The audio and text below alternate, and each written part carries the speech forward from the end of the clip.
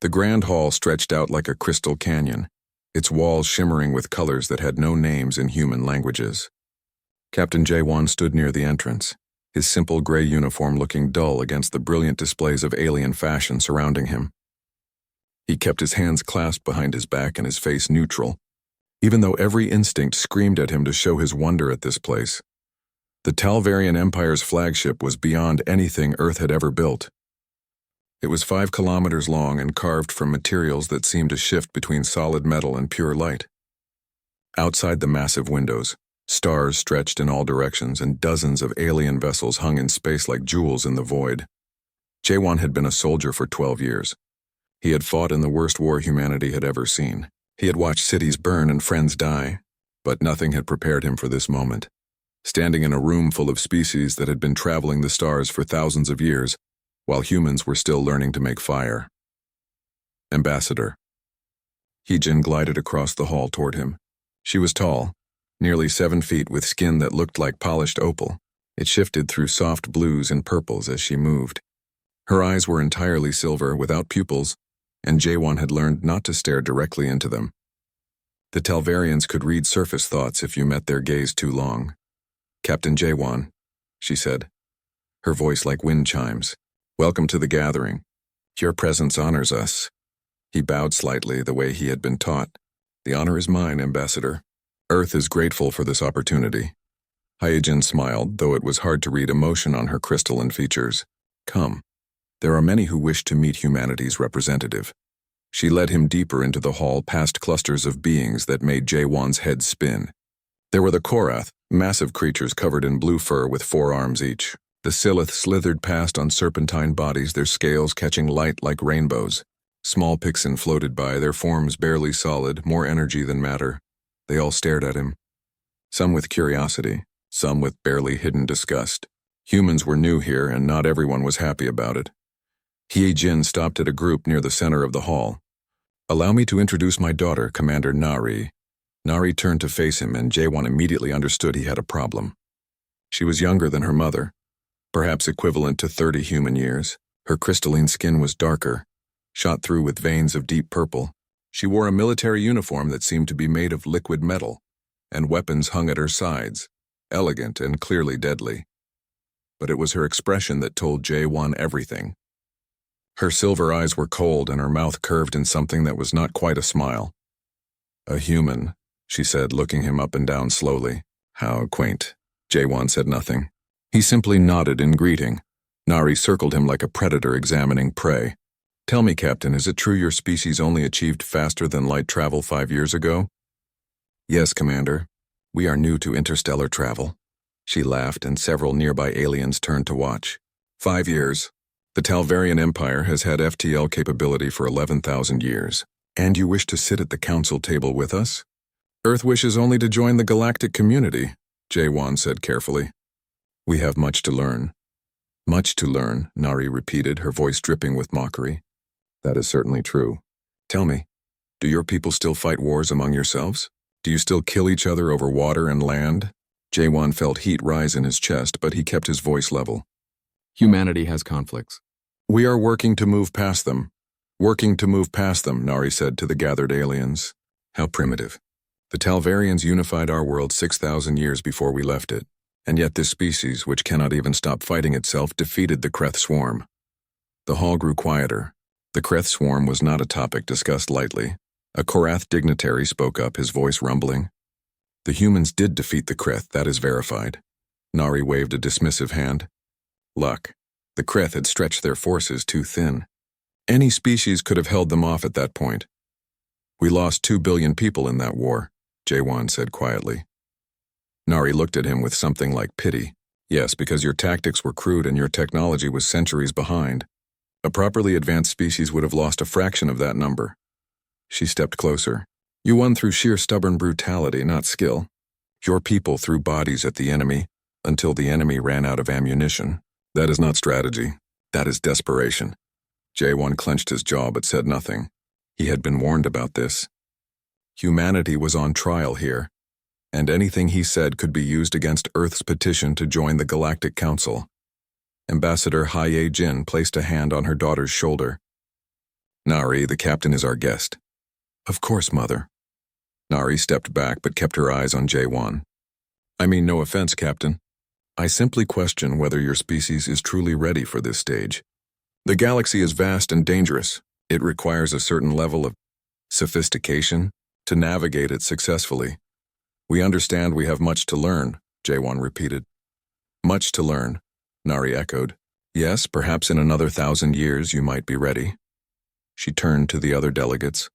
I propose we table humanity's petition until they have demonstrated they can govern their own planet without conflict. Why should we admit a species that still practices warfare among its own kind? Several aliens murmured agreement. J1 felt the situation slipping away from him. An elderly Silith slithered forward, his scales dulled with age. The humans stopped the Kreth at Earth. The Kreth had taken 17 systems before that. Surely that counts for something. It counts for desperation, Nari said. They fought because they had nowhere to run. Give any cornered animal enough fear and it will bite. That does not make it civilized. J1 finally spoke, his voice carrying across the hall. Commander Nari is correct. We fought out of desperation. We fought because the alternative was extinction. If that makes us uncivilized in your eyes, so be it. But we are here because we survived, and we hope that survival has earned us a chance to prove ourselves. Nari studied him for a long moment.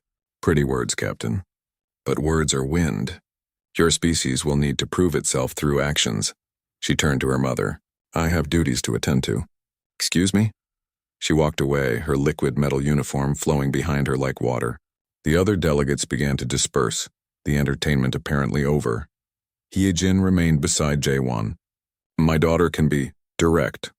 She made her position clear, J1 said carefully. She is young, Hyejin said. She has known only strength and victory. She does not understand what it means to fight with nothing but hope. J1 looked at the ambassador. And you, ambassador? Do you understand? Hyejin's silver eyes seemed to glow for a moment. I am beginning to, Captain. I am beginning to. She glided away, leaving J1 alone in the enormous hall. He stood there for a moment, looking out at the stars through the massive windows. Earth was out there somewhere, small and blue and far away. He thought of the people waiting for news, the survivors of the war, the children being born who would inherit whatever future he helped build here. Nari thought humans were primitive, brutal, uncivilized. Maybe she was right. But humans were also survivors. And J1 would make sure they survived this too. Even if he had to prove himself to every alien in the galaxy, one by one. 2 days had passed since the reception in the Grand Hall. J1 had spent most of that time in his quarters aboard the space station, reviewing diplomatic protocols and trying not to think about how badly the first meeting had gone. Earth's petition was in trouble and he knew it. The message came while he was reviewing tactical reports from the Kreth War. A simple text on his datapad. Training Deck 7, 1 hour. Come alone. Commander Nari. J1 stared at the message for a long moment. This was either an opportunity or a trap. Probably both. He put on his combat fatigues and made his way through the station's corridors. The training deck was massive, designed to accommodate dozens of different species with different environmental needs. When J1 arrived, he found Nari waiting in the center of the room. She had changed from her formal uniform into something that looked like flexible armor, still made of that liquid metal material. Around the edges of the deck, other aliens had gathered. Word had spread somehow. J1 recognized several delegates from the reception. They watched him with curious eyes. Captain J1, Nari called out. Thank you for accepting my invitation. I wasn't aware I had accepted anything, J1 said, walking toward her. Nari smiled. Consider this a learning opportunity. You said your species has much to learn. I am offering to teach you. Teach me what? The difference between desperation and skill. She gestured to a control panel on the wall. This is a standard Talvarian combat simulation. We use it to train our officers. The scenario is simple. Defend a position against overwhelming enemy forces for 20 minutes. It tests tactics, resource management, and decision-making under pressure. J1 looked around the room. This was a show. Nari was going to humiliate him in front of witnesses. But refusing would be worse than losing. What are the rules? He asked. You may use any equipment available in the simulation, any tactics you choose. The enemies are computer-controlled but respond realistically. They learn from your actions and adapt. And you've completed this simulation? Nari's smile widened. Many times. My record is holding the position for the full 20 minutes with 43% casualties to my defending forces. A Korath in the crowd rumbled approvingly. 43% losses while defending against superior numbers was impressive by any military standard. I'll try, J1 said simply. Excellent. Nari walked to the control panel. I will demonstrate first so you understand what is expected. The room transformed. Holographic projectors created a battlefield around Nari, a fortified position on a barren ridge with defensive walls and energy shields. Enemy forces appeared in the distance, hundreds of them advancing in organized formations. J1 watched as Nari commanded her simulated troops. She was good, very good. Her orders were precise. She positioned her forces to maximize the effectiveness of their energy weapons and shields. When the enemy broke through one section, she pulled back in an organized retreat and sealed the breach with devastating firepower. The Talvarian weapons were incredible. Beams of pure energy cut through enemy ranks. Shields absorbed incoming fire.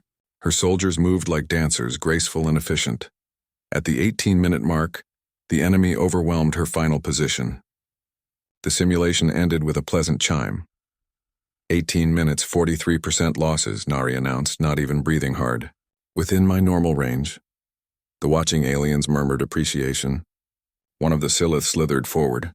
Impressive as always, Commander. Nari turned to J1. Your turn, Captain. Try not to embarrass yourself too badly. J1 stepped into the simulation field. Can I request specific equipment? You may use anything available in the simulation database, Nari said, looking amused. Though I doubt human.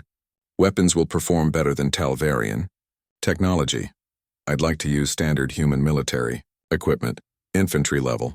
What we actually used during the Kreth War. Nari looked surprised but nodded.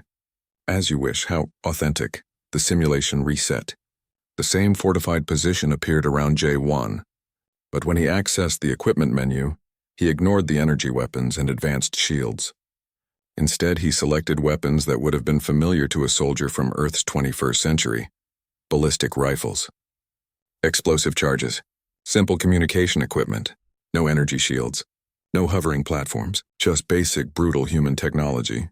The aliens watching whispered among themselves. Some laughed quietly.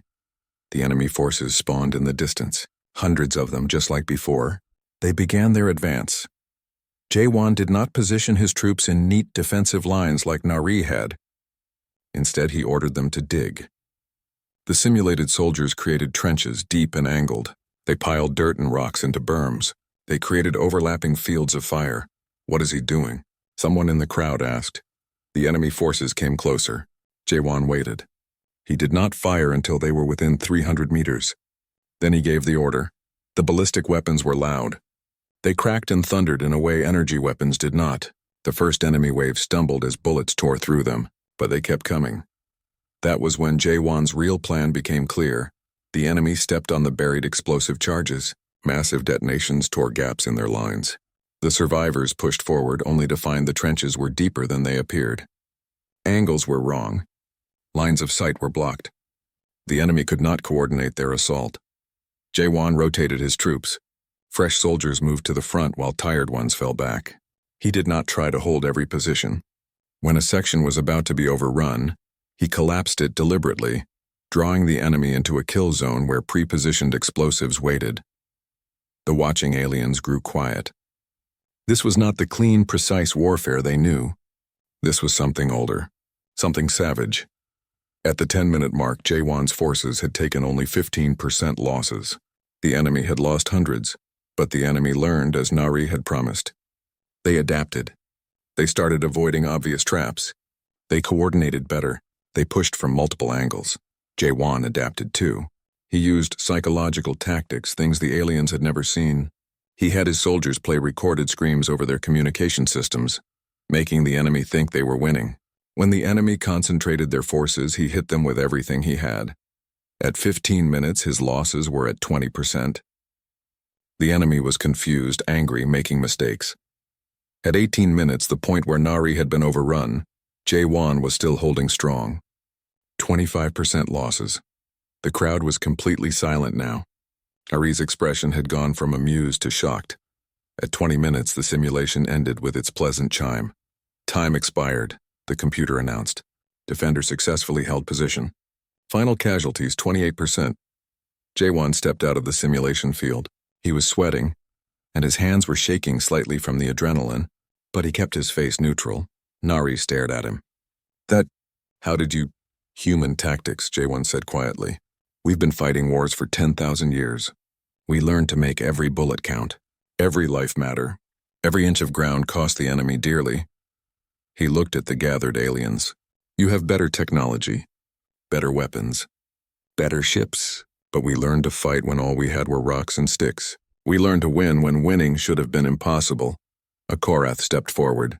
Those tactics were brutal, savage. Yes, J1 agreed. War is brutal. War is savage. We did not invent war. We just learned to survive it. Nari found her voice again. You barely won. And only because you used underhanded tactics, traps, deception. That is not honorable combat. J1 turned to her. You're right. It's not honorable. But it's effective. The Kreth swarm did not care about honor. They cared about killing every human they could find. So we learned to kill them first by any means necessary. This proves nothing, Nari said, but her voice lacked conviction. Anyone can win through barbarism. Then why haven't you? J1 asked quietly. The Talvarian Empire has been spacefaring for 11,000 years. You have technology we can barely understand. Your weapons could destroy our entire planet. But you still lost 17 systems to the Kreth before we stopped them. Maybe barbarism, as you call it, has value after all. The crowd was murmuring now, discussing what they had seen. Some looked disturbed. Others looked thoughtful. Nari stepped closer to J1, her voice low so only he could hear. You think you have proven something here? You have proven only that humans are dangerous. Wild animals with guns. Maybe, J1 said. But we're the wild animals that stop the Kreth. And we're the wild animals asking to stand beside you, not against you. He turned and walked toward the exit. Behind him, the aliens continued their discussions. He had won the challenge, but he did not know if he had won their respect. Only time would tell if showing them human warfare had been a mistake or an opportunity. The summons came late in the evening, station time. J1 was preparing for sleep when his datapad chimed with an official message. Ambassador Hyejin requested his presence in her private quarters. Immediately. He dressed quickly and made his way through the quiet corridors. The station never truly slept, but the main pathways were empty at this hour. Most delegates had retired to their quarters or their ships. Hyejin's quarters were in the Talvarian section of the station, where the architecture became more organic. The walls seemed to breathe, shifting through subtle color changes. A guard stood outside the door, a Talvarian soldier in full armor, his crystalline skin glowing faintly in the dim light. The guard scanned J1 with silver eyes, then stepped aside. The door opened without a sound. Inside, the quarters were surprisingly simple. J1 had expected luxury, but instead found an almost monk-like arrangement. A single chair faced a large window showing the stars. A small table held what looked like memory crystals, the Talvarian equivalent of books or data storage. Hyejin stood at the window, her back to him. Captain J1. Thank you for coming so quickly. Ambassador, how can I help you? She did not turn around. My daughter has been difficult. I apologize for her behavior. She has a right to her opinions. Does she? Hyejin finally turned to face him. In the low light, her opal skin seemed to glow from within. Tell me, Captain, what do you know about the Kreth swarm? J1 considered his answer carefully. They came to Earth 5 years ago. They destroyed our outer colonies in days. They killed 2 billion people before we stopped them. They did not communicate. They did not negotiate. They just killed everything in their path. And before they reached Earth, they had conquered other systems. I don't know exact numbers. Hyejin moved to her table and picked up a memory crystal. It pulsed with soft light in her hand. 17 systems, Captain. The Kreth swarm took 17 systems before they reached humanity. 12 species went extinct. 5 more were reduced to scattered survivors. Over 30 billion beings died. J1 felt something cold settle in his stomach. I didn't know the numbers were that high. Few do.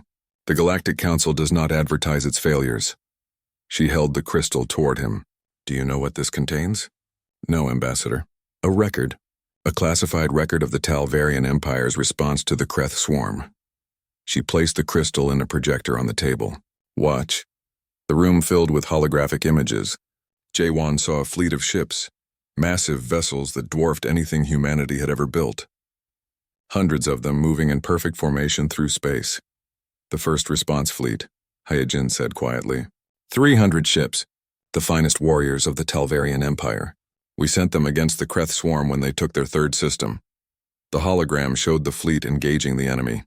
Kreth ships were organic things grown rather than built, with hulls like insect carapaces and weapons that spat clouds of smaller creatures. The battle was massive. Energy weapons lit up space like lightning storms. Shields flared and died. Ships on both sides exploded in silence, and the Talvarians lost. Jaewon watched in horror as the mighty fleet was torn apart. The Kreth adapted to every tactic. They swarmed over the Talvarian ships like insects over a corpse. In the end, only 20 ships escaped. 280 vessels destroyed, Hyojin said. 50,000 crew members dead. The finest military force in known space defeated in 7 hours. The hologram shifted to show another fleet, larger this time. Different ships mixed together, Talvarian, Korath, Silith, and species Jaewon did not recognize. The second response fleet, Hyojin continued. A coalition. 500 ships from 7 species. We waited until we understood the enemy better. We studied their tactics. We prepared countermeasures. This battle lasted longer.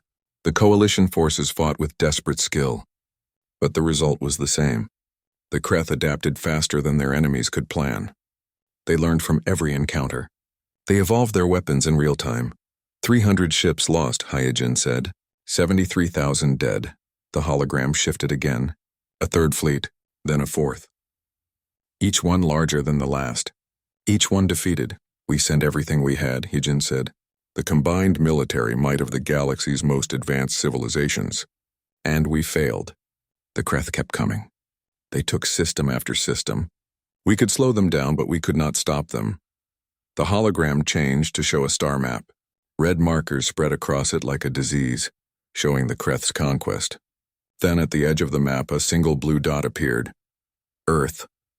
When they reached your system, we had given up, Hyojin said softly. We were preparing to evacuate systems in the Kreth's path. We were accepting that we had lost. And then, you happened. New data appeared in the hologram. Battle reports from Earth's defense. The images were grainy, taken by long-range scanners from outside the system. Jaewon watched his own species fight. He watched human ships, primitive by galactic standards, ram Kreth vessels when their weapons ran out.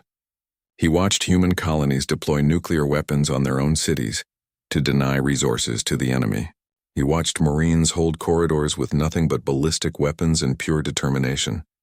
He watched the Battle of Mars Orbital, the place where his brother had died. You lost 2 billion people, Hyojin said, but you never lost hope. You never retreated. You never surrendered. You fought the Kreth in ways we never imagined. You turned your own planets into weapons. You sacrificed millions to save billions. You did things that horrified us. The hologram showed the final battle. The moment when human forces pushed the Kreth back out of the solar system. The moment when for the first time the swarm retreated. And then you did something even more remarkable, Hyojin said. You chased them. You hunted them down. You pursued them across 3 systems and destroyed every last Kreth ship you could find. You did not stop until you were certain the threat was ended. The hologram faded. The room returned to dim light. Jaewon stood in silence. He had lived through the war, but he had never seen it from this perspective. He had never understood what it meant to the galaxy. Why are you showing me this? He asked quietly. Hyojin moved closer to him. For the first time since he had met her, she seemed almost vulnerable. Because my daughter does not understand what you are. She sees humans as primitive, brutal, uncivilized. She thinks you won through luck and desperation. She's not entirely wrong, isn't she? Hyojin gestured to where the hologram had been. We had superior technology, better training, more experience. We had been fighting wars among the stars for millennia, while your species was still bound to one planet, and we lost. You won. That is not luck, Captain. That is something else. What is it then? Hyojin was quiet for a long moment. I have studied your species since you applied to join the council. I have read your history, your wars, your struggles. Do you know what I found? What? Humanity has never had an easy path. Other species evolved on gentle worlds with abundant resources. They grew slowly, peacefully. They had time to develop wisdom before they developed weapons. But Earth, she shook her head. Earth tried to kill you at every turn. Ice ages, plagues, predators, famine.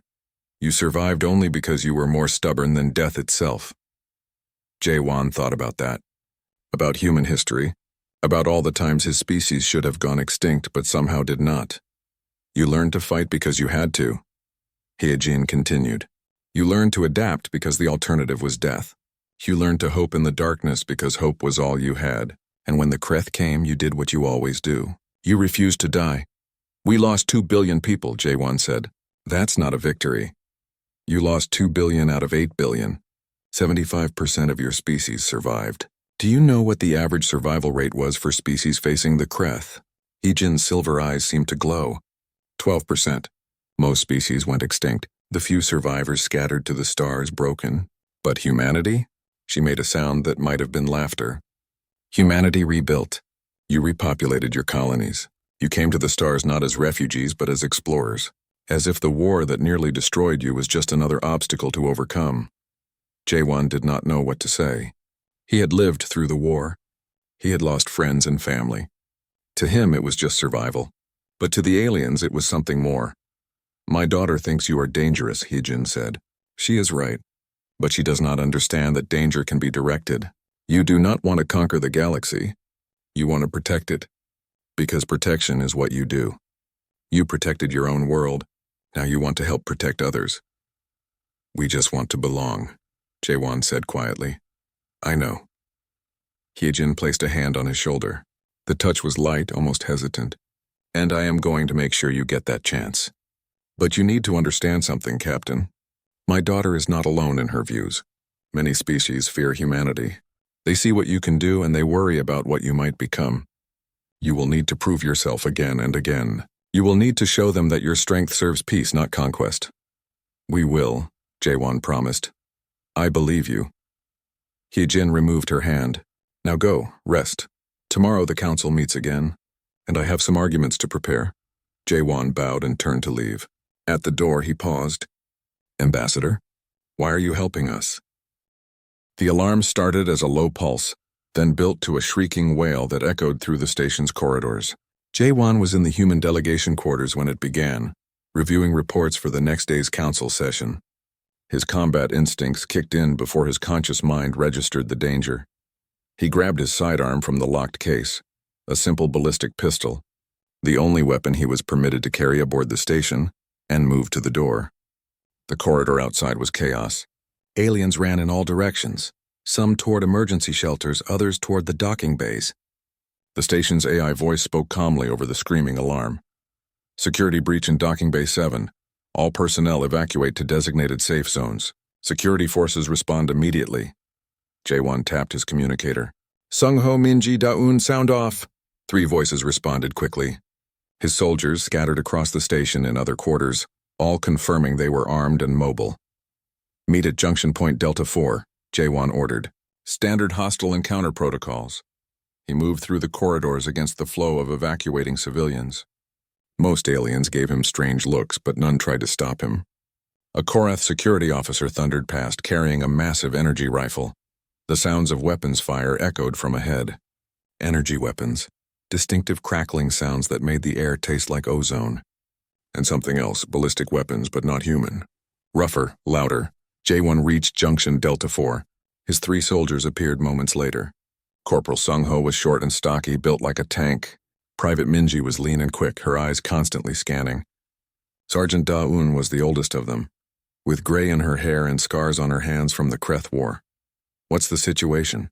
Cheon asked. Raiders in the docking bay. Don't know how many. Don't know what they want. Weapons? Sung-ho checked his pistol, frowning at the limited ammunition. Whatever we can find. Jae-won pointed to an emergency locker on the wall. Break it. Sung-ho smashed the panel. Inside were basic fire suppression tools, emergency medical supplies, and useful, industrial cutting torches. Not weapons, but better than nothing. They moved toward the docking bay. The weapons fire was getting louder. J1 heard screaming now and the harsh, barking language of the Vrex, pirates and raiders, known across a dozen systems for their brutality.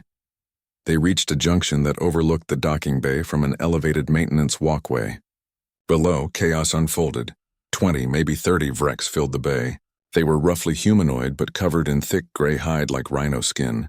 Each stood 7 feet tall and carried weapons that looked like they were built from scrap metal. But they worked. They were herding delegates against the far wall, separating them into groups. Station security was down. J1 counted at least 6 bodies in different colored uniforms. The Vrex had hit hard and fast. He spotted Nari in the group of delegates. She was standing protectively in front of several smaller aliens, her hands crackling with purple energy. The Talvarians had natural defensive abilities, but she was outnumbered and outgunned. A Vrex leader, distinguished by more elaborate armor, shouted orders in broken galactic common. High-value targets, ship soon. Cooperate or die, hostages. They were taking delegates for ransom. Smart and profitable if you had no morals. We need to move now, Minji whispered, before they get them to their ship. 4 of us against 30 of them, Sungho said. I like those odds. Dawen smiled grimly. Just like old times, J1 studied the bay layout. Cargo containers stacked in corners, maintenance equipment scattered around, overhead crane systems, poor lighting in sections. The Vrex had superior numbers and firepower, but they were focused on the hostages, not on security. We don't need to win, J1 said. We need to delay them until reinforcements arrive. Make every second cost them. He outlined the plan quickly. It was simple, brutal, and relied on the Vrex making predictable mistakes. Exactly the kind of tactics that had won the simulation. They split up. Sungho moved to the crane controls. Minji circled to the far side where the environmental systems were located. Dayun positioned herself near a stack of fuel containers. J1 stayed on the walkway with his pistol and a cutting torch. He fired first. A single shot that hit a Vrex in the shoulder. Not a kill shot. He needed to anger them, not eliminate them. The Vrex roared and spun around, searching for the shooter. J1 ducked behind a support beam as return fire tore up the walkway. Energy bolts and ballistic rounds sparked off metal. He moved quickly, firing twice more from a different position. Up there, the Vrex leader pointed. Kill him! 6 Vrex broke from the group and charged toward the walkway access stairs. Exactly what J1 wanted. They reached the stairs just as Sungho released the crane. A massive cargo container swung down, not hitting the Vrex directly but crashing into the stairs and blocking their access. The Vrex scattered, confused. Minji struck next. She had reached the environmental controls and overridden the safeties. Clouds of fire suppression foam erupted from ceiling vents, filling half the bay with thick white substance. Visibility dropped to 0 in seconds. The Vrex panicked. They fired blindly into the foam. Some hit their own people. The hostages had the sense to drop flat on the ground. Daun used the confusion to move closer. She reached the fuel containers, marked clearly as flammable, and used her cutting torch to puncture several. Liquid fuel pooled on the floor, spreading fast. She triggered a spark from damaged electrical equipment. Fire bloomed. Not a massive explosion that would have killed the hostages, but enough to create a wall of flame between the Vrex and their exit. The Vrex leader was shouting now, trying to regain control. His group was split. Half were trapped in the foam. A third were cut off by the fire. The rest were exposed and confused. J1 moved along the walkway, firing carefully. Each shot counted. Ballistic pistols were primitive compared to energy weapons, but bullets did not need recharging. He aimed for limbs and equipment, trying to disable rather than kill. He needed the chaos to continue. A Vrex below got lucky with a shot. The bolt hit the walkway near J1's feet. Metal screamed and gave way. He fell, training took over. He twisted in the air, landed hard but rolled with the impact. His shoulder hit first, taking the worst of it. Something cracked, rib maybe. He came up with his pistol ready. 3 Vrex were on him immediately. Too close for guns. He used the cutting torch like a weapon, sweeping it in an arc. The superheated flame caught one Vrex across the face. It screamed and fell back. The second Vrex grabbed him. Its strength was incredible. J1 felt his ribs creak as it squeezed. He dropped the torch and drew the small combat knife from his boot. Not standard diplomatic equipment, but he had never been without a blade since the war. He stabbed upward, finding the gap in the Vrex's armor at the armpit. Hot blood sprayed. The Vrex dropped him. The third Vrex raised its gun. J1 was too slow, too hurt, the shot never came. Purple energy erupted from the side, hitting the Vrex in the chest. It flew backward and did not move again. Nari appeared through the smoke and foam, her hands glowing. "You humans are insane." "Thanks for the help," J1 gasped, clutching his ribs. "Don't thank me yet. There are still 20 of them." But the situation had changed. Sung Ho and Da Yun had linked up and were using the cargo containers as cover, firing systematically. Minji had found a Vrex weapon and was using it to much better effect than her pistol. The hostages were escaping through the emergency exits Nari had opened with her security clearance. The Vrex leader realized he was losing. He barked an order and his remaining fighters started falling back toward their ship. "They're running," Sung Ho shouted. "Let them," J1 called back. "Secure the hostages." Station security finally arrived, a full squad of heavily armed Korath and Talvarians. They poured into the bay just as the Vrex ship detached and fled into space. J1 sank down against a cargo container. Breathing carefully around his injured ribs, Minji limped over, blood running down her leg from a cut. "You're hit," J1 said, "just a scratch. You're the one who fell off a building." She grinned despite the pain. "That was some good old-fashioned human stupid, sir. Got the job done." He looked around the bay. The delegates were shaken but alive. Security was helping them to safety. He counted the bodies. 6 security personnel dead, 3 wounded. No civilian casualties. Could have been worse. Daun appeared with Sung Ho. Both were covered in foam and soot but unhurt. All hostiles eliminated or fled. 23 delegates secured. "We did good." Nari approached them. Her elegant uniform was scorched and torn. Her crystalline skin was dim, energy depleted. She looked at the 4 humans. Battered, bleeding, but still standing. "You saved us," she said quietly. 4 soldiers with pistols and industrial equipment.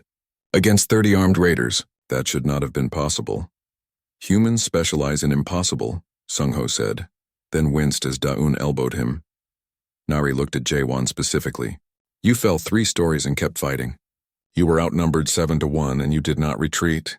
You turned maintenance equipment into weapons. This is..." She struggled for words. "This is what you did against the Kreth, isn't it? This chaos, this improvisation. Every fight is different," J1 said. "But yes, we use what we have. We adapt, we survive." The medical bay was quieter than J1 expected. After the chaos of the raid, the sterile silence felt almost oppressive. He sat on a medical bed while a Silith doctor wrapped his ribs with some kind of regenerative bandage that tingled against his skin. The doctor said it would heal his cracked rib in 2 days instead of 2 months. Alien medicine was remarkable. 3 beds over, Minji was propped up with her leg elevated. The deep cut had been sealed with medical foam that looked like blue jelly. She was talking quietly with Daun and Sung Ho, who had refused to leave despite being cleared by the doctors. The door to the medical bay slid open. J1 expected another doctor, but instead Nari walked in. She had changed from her damaged uniform into something simpler. Without the formal attire, she looked younger, more uncertain. The human soldiers noticed her immediately and fell silent. Dayun and Sung Ho stood at attention, but Nari waved them down. "Please rest. You have earned it." She walked slowly toward Minji's bed. "Private Minji, how is your injury?" Minji looked surprised at being addressed directly by the Talvarian commander. "It's fine, ma'am. Doctor says I'll be walking by tomorrow." "Good." Nari studied her for a moment. "You continued fighting even after you were wounded. You did not retreat to safety." Minji shrugged, looking uncomfortable with the attention. "Had a job to do, ma'am. You nearly died." "Yeah, but I didn't." Minji smiled. "That's what counts, right?" Nari seemed puzzled by this answer. She looked at J1. "May I speak with your soldiers?" "I have questions." J1 nodded carefully, watching her. "Of course. But they've been through a lot today." "I understand. I will not take much time." Nari pulled up a chair and sat, which surprised everyone. Talvarian commanders did not usually sit with common soldiers. "I want to understand something. Today the 4 of you faced 30 armed raiders. By all tactical calculations you should have died or surrendered. Instead you won. How?" The 3 soldiers looked at each other, then at J1. He nodded permission for them to speak freely. Sung Ho spoke first. "We're human, ma'am. Winning against bad odds is kind of what we do." "But why?" Nari leaned forward. I have been trained in military tactics my entire life. I have studied warfare across 100 species. What you did today should not have worked. Your weapons were inferior. Your numbers were insufficient. Your position was disadvantaged. Yet you prevailed. I need to understand. Dayun cleared her throat. She was the oldest, the one who had lived through wars before the Kreth. May I speak plainly, Commander? Please do. You've been powerful your whole life, Dayun said carefully. Your people have been on top of the galaxy for thousands of years. You have the best weapons, the best ships, the best technology. When you fight, you expect to win because you're stronger. Nari's expression was unreadable. That is accurate. Humans have never had that luxury. Dayun shifted on her bed, her old wounds probably aching. We crawled out of caves with nothing but sharp rocks. Everything on our planet wanted to kill us. Bigger predators, diseases, ice ages, droughts. We survived by being mean and stubborn and too dumb to quit. Minji laughed. That's about right. We fought each other too, Dayun continued. Thousands of years of wars. We got really good at killing. Good at surviving when we should have died. Every human alive today carries the genes of survivors. People who refused to die when death was the easy choice. Nari absorbed this. But your species achieved space travel. You moved beyond simple survival. Why do you still fight like cornered animals? Because space didn't change what we are, Sung-Ho said. We brought our history with us. Every battle we've ever fought taught us something. We remember, we adapt, we improvise. The Kreth War, Nari said quietly. Tell me about it. Not the battles, the experience. What it was like. The three soldiers looked at each other. Jaewon saw pain flash across their faces. The Kreth War had ended 5 years ago, but for those who fought it, the war never really ended. Minji spoke softly.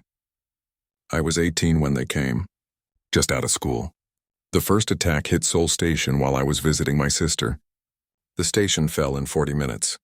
Everyone died. My sister, her husband, their kids, everyone. Her voice remained steady, but her hands clenched the blanket. I joined the military the next day. They gave me a rifle and 2 weeks of training and sent me to the front. That's all we had time for. Learn quick or die. I lost my home city, Sung-Ho said. Busan, 3 million people. The Kreth dropped biological weapons. Everyone died screaming. I was off-world working construction on Luna. I couldn't save anyone. Couldn't even go back for the bodies. Dayun was quiet for a long moment. I had fought in Earth's wars before the Kreth. I thought I knew what war was. Then the Kreth came and taught me I knew nothing. They didn't want our planets or our resources. They didn't want to conquer us. They just wanted us dead, all of us. Every man, woman, and child. She looked directly at Nari. You ask why we fight the way we do? Because the Kreth taught us there are enemies that don't care about surrender, don't care about mercy. When something wants to erase your entire species, you fight with everything you have. You use every weapon, every trick, every dirty tactic you can imagine. We became monsters to fight monsters, Minji said quietly. But we never forgot we were human. Nari was silent. When she finally spoke, her voice was softer. I called you primitive. I said you won through luck and barbarism. I did not understand what you had survived to reach this point. It's okay, Minji said. A lot of aliens think we're scary. Maybe we are. You are terrifying, Nari agreed, but not for the reasons I thought. You are terrifying because you do not know how to quit. Today, Captain Jaewon fell 3 stories and continued fighting. You, Private Minji, were shot and kept shooting back. This is not normal behavior for most species. It's normal for us, Sung-Ho said with a slight smile. Nari stood and walked to the window. Outside, space stretched endlessly. Stars scattered like diamonds on black silk. My people have been powerful for so long that we have forgotten what real struggle means. We fight wars, yes, but we fight from positions of strength. We fight with overwhelming advantages. We never face true desperation. She turned back to face them. You have faced desperation your entire existence as a species, and it has made you into something unique, something dangerous, but also something, she searched for the word, necessary. Necessary? Jaewon asked, speaking for the first time since Nari entered. The galaxy is vast, Nari said. There are threats we do not understand. The Kreth were one. There will be others, and when those threats come, they will not care about our advanced technology or our proud civilizations. They will simply come to destroy. She looked at each human in turn. When that happens, we will need people who know how to fight in the dark. who know how to win when winning seems impossible. We will need humans, Dayun smiled grimly. Is that a compliment or a job offer? Both, perhaps. Nari moved toward the door, then paused. Thank you for answering my questions. And thank you for saving lives today, including mine. Rest well. Tomorrow the council meets again, and I suspect the conversation about humanity's place in the galaxy will be very different after today's events. She left, the door sliding shut behind her. The four humans sat in silence for a moment. Then Minji started laughing. Did we just get praised by the alien who called us primitive savages? I think she's starting to like us, Sung-ho said. She's starting to understand us, Jae-won corrected. That's more important. He looked at his soldiers, his friends really. They had all lost so much in the war. They all carried scars, visible and invisible. But they were still here. Still fighting, still hoping for a better future. You did good today, he told them. All of you. Made humanity proud. We learned from the best, Daeun said, nodding to him. Jae-won felt his cracked rib ache and the exhaustion settling into his bones. But beneath that, something else stirred. Hope. Maybe Nari was right. Maybe humanity's long, brutal history of survival had prepared them for something bigger. Maybe all the suffering had meaning. The medical bay door opened again. A Korath security officer entered looking for Jae-won. Captain? The station commander wishes to thank you personally, and several delegates want to speak with you about today's incident. Jae-won stood carefully, testing his wrapped ribs. I'll be there in a minute, the officer left. Jae-won looked at his soldiers one more time. Get some rest. Tomorrow we make history. One way or another, the galaxy is going to have to make room for humanity. About damn time, Minji said with a grin. As Jae-won left the medical bay, he thought about Earth, small and blue and far away. He thought about the billions who died in the Kreth War. He thought about his brother at Mars Orbital, and all the others who never lived to see this moment. We made it, he thought. We're here. We're standing at the edge of the galaxy and we're not backing down. Whatever came next, humanity would face it the way they always had. Together. Stubborn. Refusing to quit. It was the only way they knew how to be.